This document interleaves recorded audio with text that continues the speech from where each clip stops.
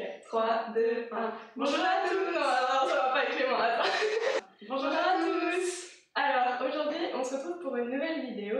Cette fois-ci, ça va être une vidéo couture.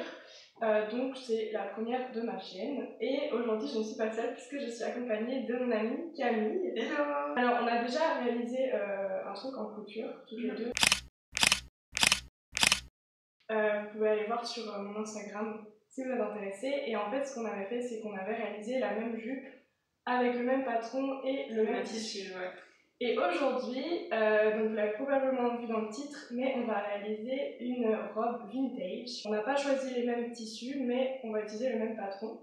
Et on va se servir de ce livre. Donc, je vous affiche à l'écran le croquis de la robe qu'on va faire. Donc on va tout de suite vous présenter les tissus qu'on a choisis pour cette vidéo.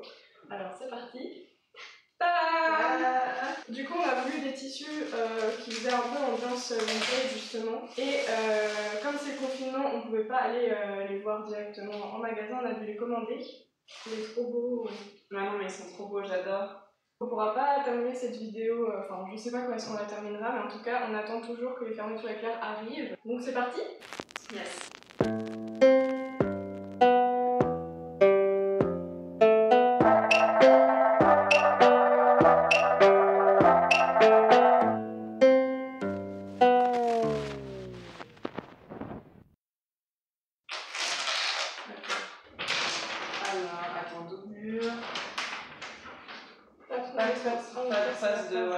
Donc plutôt que... Enfin on a la roulotte je crois qui permet de redessiner le patron sur un nouveau papier, mais on s'est dit qu'on allait plutôt décalquer.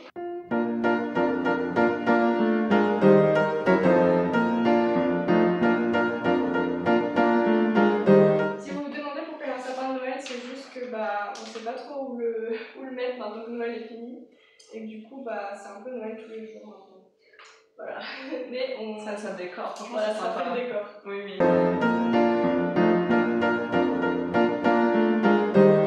Alors c'est la première fois que je réalise une robe avec, à l'aide de patrons je crois. Et les patrons j'avais déjà utilisé ça mais vraiment pour faire des doudous quand j'étais petite. Donc, ça c'est la première fois que tu utilises des patrons? Oui, bon moi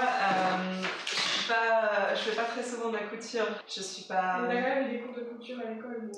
Oui, mais on n'a jamais utilisé de patron. Je me rappelle qu'en tricot, parce qu'on avait fait du tricot, ouais. Et là on avait fait genre des pochettes pour mettre le téléphone. Ah, c'était pas les anciennes pochettes qu'il y avait, genre c'était comme des chaussettes et tu mettais ton téléphone. T'as eu combien d'années de couture du coup?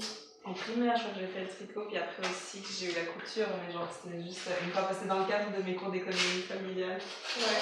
Et du coup, on avait en fait à chaque semaine, on avait des trucs différents, et puis on avait genre tiré des chaussures, une fois nettoyer de la Ah ouais, genre chaque semaine ça changeait. C'est ça, une fois la couture. Oui, parce que Camille, du coup, elle vit en Suisse et le système scolaire suisse est différent. Oui, voilà. Et ils ont des cours de couture, de... Ouais, c'est ça s'appelle économie familiale en fait, et on nous apprend tout ce qui est la vie, quoi, genre cuisiner, repasser. L'art de la table, c'est quoi que tu avais dit, genre l'argenterie? Oui, c'est ça. Je lui ai demandé d'apporter genre notre argenterie à l'école pour qu'on puisse... C'est vrai? Ouais, je te jure.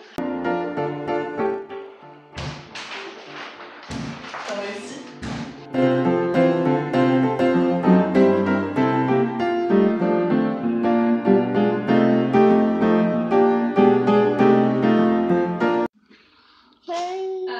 Hi! We're making a video. Huh?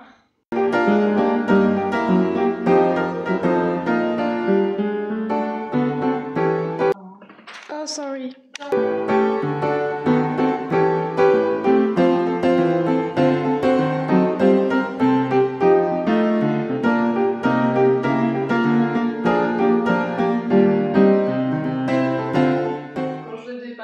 C'était beaucoup plus simple. T'avais plusieurs doudous qui étaient mélangés. Ouais. T'avais fait quoi comme doudou? C'était des petits monstres. C'est un livre québécois de... Je crois que c'est québécois. De création de monstres en doudou. Ah, mais c'était vraiment genre... c'était pour les débutants, mais du coup c'était vraiment trop bien parce que tout était super bien expliqué et tout. Et ça, t'as commencé, c'était avec quel âge quand t'as fait ça? C'est quand t'as commencé la couture ou... J'avais déjà commencé parce que quand j'ai commencé, je faisais des habits pour les pas des poupées Barbie, c'était des autres sortes de poupées, elles étaient trop bien.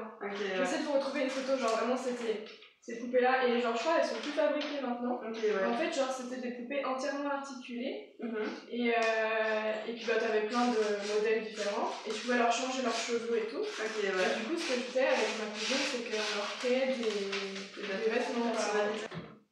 Ok, donc maintenant les patrons sont découpés et l'étape maintenant ça va être de les reporter sur le tissu et puis de commencer à suivre ce qui est dit dans le livre. Alors, on fait déjà le tien? Ouais, d'accord.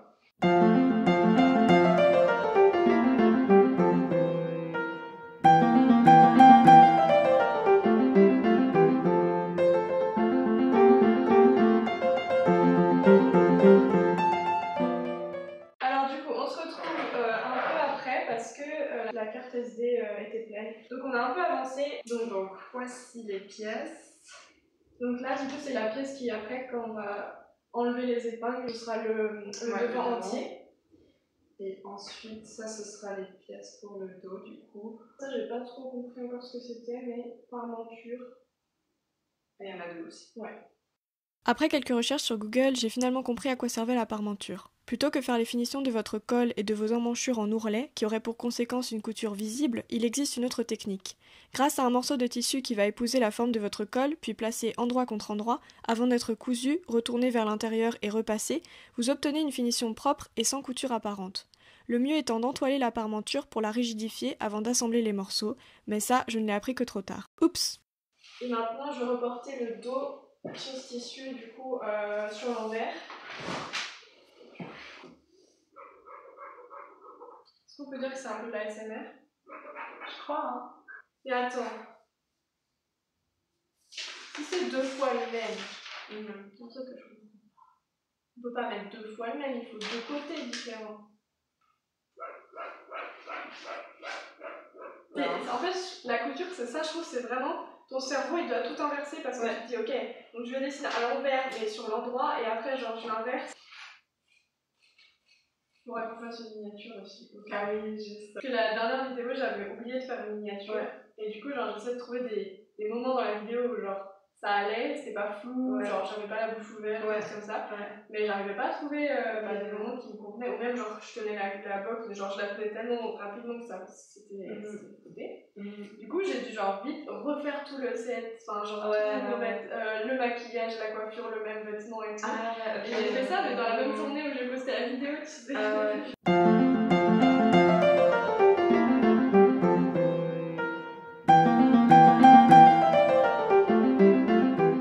Et après, il va falloir faire un arc de C. Ok. Donc, j'ai où? Là. Ouais, c'est ça en fait. Okay.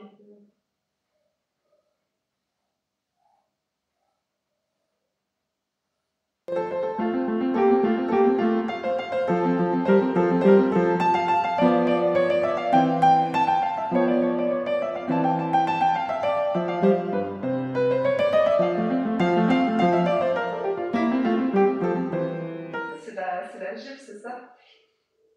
Trop hâte de la porter quand le confinement sera fini. En plus, ce sera au printemps. Enfin, je sais pas, on ne sait pas quand le confinement. Non, on ne sait pas en vrai.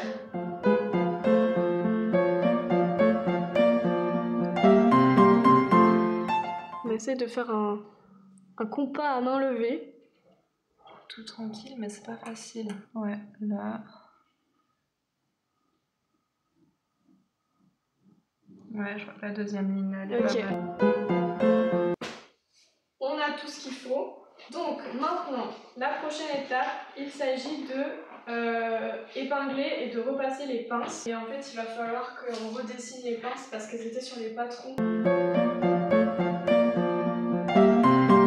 Voilà comment ça rend sur le devant. Et après, donc ce qu'on va venir faire, c'est qu'on va faire 2 pinces comme ça, chacune, pour resserrer et puis pour que ça donne voilà, une forme un peu plus cintrée. Un peu plus taillée, un peu plus cintrée, ouais. Donc on vient d'aller décalquer à la fenêtre le patron, donc on a l'empreinte, donc la marque des pinces qu'il va falloir qu'on repasse maintenant, enfin qu'on épingle et qu'ensuite qu'on repasse. Et puis ensuite on va les coudre pour que ça tienne. Donc on va venir faire ça tout de suite.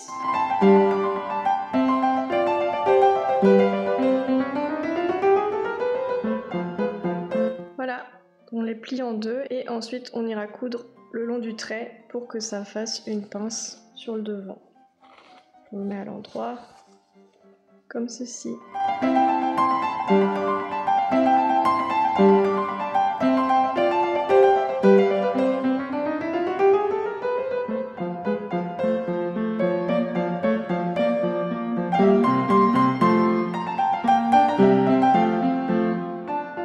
Alors, résultat, on a donc cousu les pinces et en fait on n'avait pas remarqué mais il fallait aussi créer des pinces sur les côtés qui vont venir comme ça pour créer un peu la forme de la poitrine. Donc ça c'est devant, donc ça va faire des pinces voilà, qu'on a cousues et repassées. Ici, là. Et toi pareil, ouais. Version jaune, version rouge. Et derrière en fait on avait aussi des pinces à faire, donc voilà, derrière ça va aussi venir s'appliquer comme ça pour épouser la forme. Maintenant, prochaine étape, ça va être de coudre ensemble, si j'ai bien compris. Voilà, le devant et le dos, on va devoir les assembler ensemble, je pense, sur les côtés. Ouais. Et après, on assemblera avec la parmenture en haut. Ouais. Voilà, maintenant j'ai assemblé le devant et le dos par les coutures d'épaule. Et donc c'est endroit contre endroit. Et on va venir coudre ici et ici.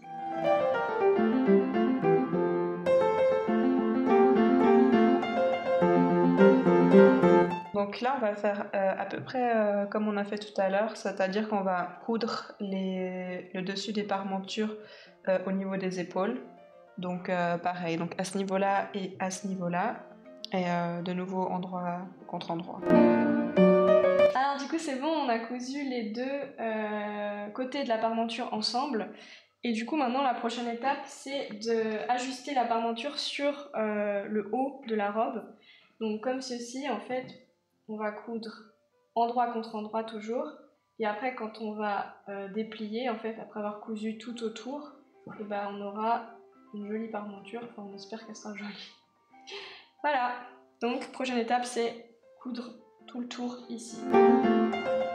Alors on a beaucoup galéré avec la parmenture en fait, donc ça se présente comme ceci. Et donc là, on y est depuis toute la journée. On a commencé à 11h et il est quelle heure là bientôt? Il est 16h30. Donc du coup, on va arrêter là. Voilà. Ça donne une idée du devant déjà. 1, 2, 3. Donc on se retrouve après plusieurs jours. Donc voilà, là la prochaine étape, ça va être de raccrocher les côtés du haut ensemble et les parmentures à l'intérieur aussi. Donc je pense qu'on va faire ça, on va déjà commencer par épingler.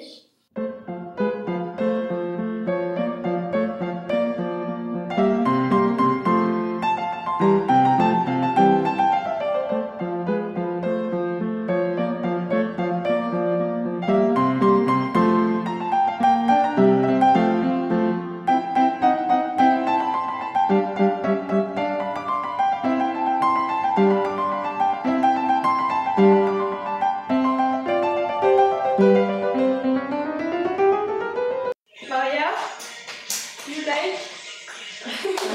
Yes, it's beautiful.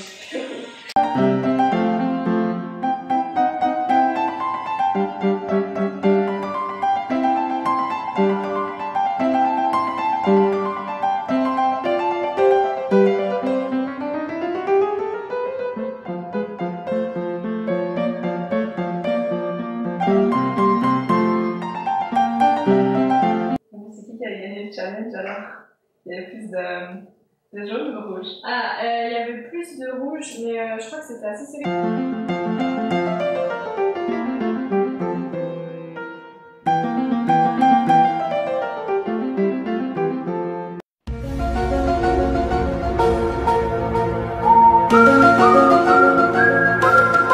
Ça coince là, je sais pas pourquoi.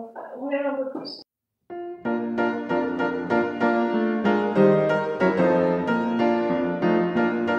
Regarde, je passerai jamais.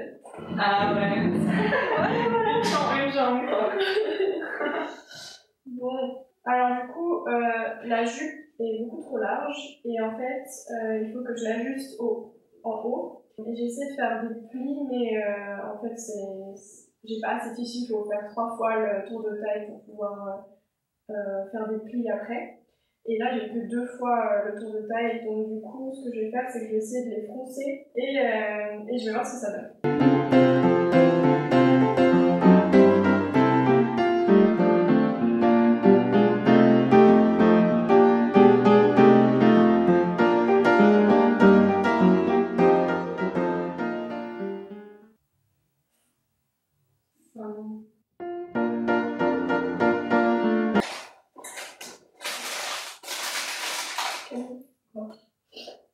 Ah non, t'as cassé la... Oh non. Donc, on vous retrouve après un petit moment parce qu'on avait un problème de carte SD qui était pleine. En attendant, on a eu le temps de faire des fronces sur les jupes. Et après, donc, on va les ajuster autour de taille. Ouais. Moi, je suis en train de les attacher au haut.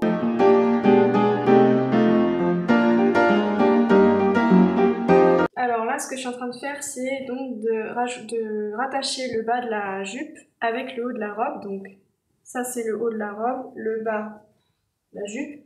Et en fait, je les attache endroit contre endroit. Et ici, je fais à peu près la taille de fronce que je veux et je mets une épingle à peu près tous les 5-10 cm.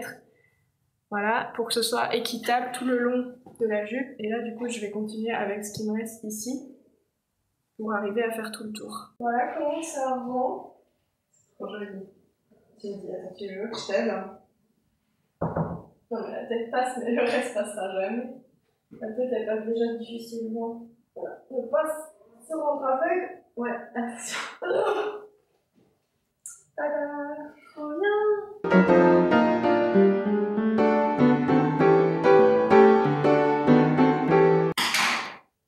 On voit les aiguilles qui dépassent. Ouais.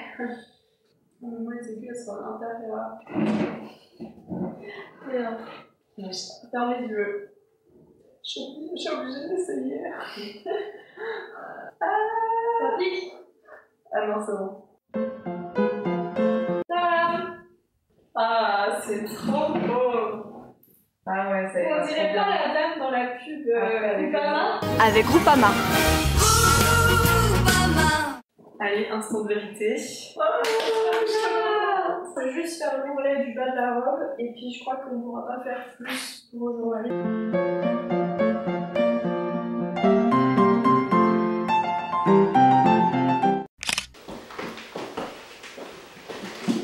Hey, nous voilà. Alors, nous voilà après plus d'un mois. On a attendu beaucoup avant de continuer cette vidéo. J'ai eu le temps de revenir en France, de revenir ici.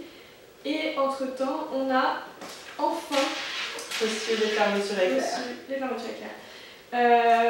Donc, vous avez juste un cut, mais je vais quand même expliquer où on en était. Donc, je chante, mais je vais juste expliquer. Donc, la dernière étape, c'est que j'avais fait les ourlets de la robe. Et toi, t'avais pas eu le temps. J'avais pas eu le temps, donc ouais, il va falloir que tu fasses ça maintenant. Ouais. Et après, la dernière étape, ça va juste être de mettre les fermetures éclairs et repasser pour que ce soit propre. Et normalement, on aura fini.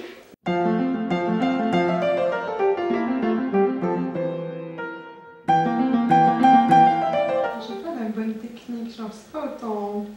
C'est en faisant, je pense. Ouais. C'est en forgeant qu'on devient forgeron. Non, attends, il y a une autre expression aussi, c'est un truc avec les vaches, genre... Ah, t'as où les vaches? Ouais, t'as où les vaches, bon ça c'est très suisse, mais un autre truc... C'est très malaisant.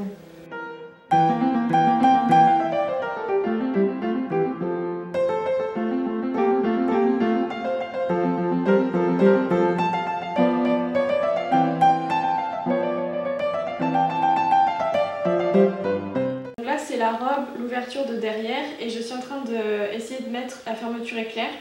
Donc ce que j'ai fait, c'est que je l'ai mise endroit contre endroit, et j'ai épinglé le premier côté de la fermeture, ce qui fait que quand je vais venir coudre, donc je vais coudre au plus près possible de la fermeture éclair pour que ce soit plus propre.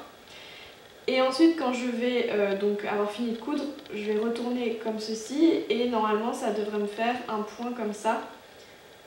Voilà, ça devrait être assez propre. Et ensuite ce que j'aimerais faire, c'est que je vais ouvrir la fermeture éclair, et je vais venir coudre la même chose, comme ça, inversée, dans l'autre sens. Et normalement on devrait avoir la fermeture éclair finie.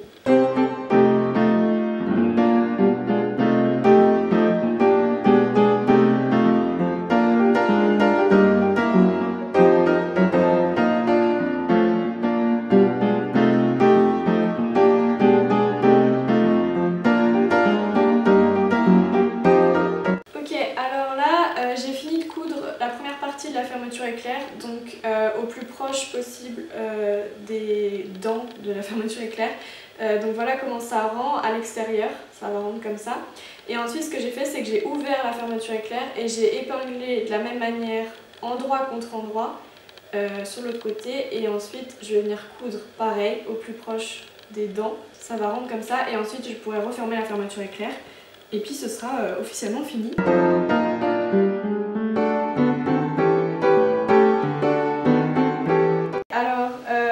J'ai fini de coudre donc la fermeture éclair, et ce que je suis en train de faire, c'est les finitions en couture à la main. Donc ce que j'appelle les petites oreilles ici, je vais les rabattre à l'intérieur pour que en fait quand on referme la robe, ça donne des finitions comme ceci.